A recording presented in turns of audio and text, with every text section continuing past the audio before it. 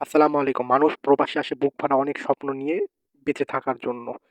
ও বুক ভরা অনেক স্বপ্ন নিয়ে। কিন্তু আমার মতো হতভাগা এই দুনিয়াতে যেন আর না হয়।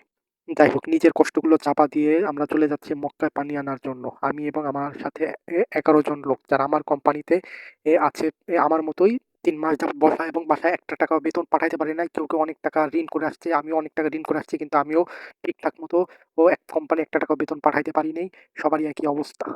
বুকে হাজারো কষ্ট চাপা রেখে আমরা চলে যাচ্ছি কাবা শরীফের কাছে। জমজমের পানি আনার দলের ভিতর সবাই এক জায়গায় দাঁড়ায় এবং সেখানে দাঁড়িয়ে বিভিন্ন স্টাইলে ছবি তুলতেছে। আমিও কয়েকটা ভিডিও করলাম ওদের সাথে। সবাই কিছুক্ষণ মজা করলাম এবং ছবি-টবি তুললাম। আমাদের সবার মনে পড়ল যে আমাদের আকামা নাই কারো। তো আমরা সবাই কাবা শরীফের দিকে হাঁটা শুরু করলাম পানি আনার জন্য।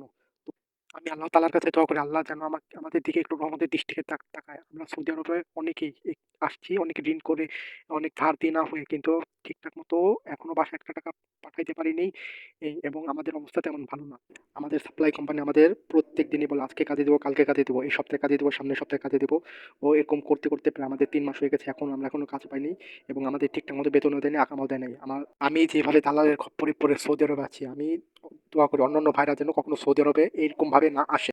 সামান্য কটা টাকার জন্য একটা মানুষ আরেকটা মানুষের জীবনকে কিভাবে নষ্ট করে দেয়, সেটা আমার এত বড় ক্ষতি আমার এত কাছের লোক করবে সেটা আমি কখনো ভেবে উঠতে পারিনি। যাই হোক, পানি নিয়ে আমাদের রুমের দিকে হাঁটা দিয়ে আমি আগে যদি জানতাম আমার সাথে এরকম প্রতারণা হবে আমি কখনোই আসতাম না সৌদি আরবে। সৌদি আরবের অবস্থা তেমন ভালো না। আমার অবস্থা তেমন ভালো না ভাই। সৌদি আরবে আসার পর আমি বুঝি একদিন না খেয়ে থাকার কষ্ট কিরকম। দেশে থাকতে আমি কখনোই না খেয়ে থাকি না। আমি ছিলাম রাজার হালে। আপনারা আমার জন্য একটু দোয়া করবেন ভাই।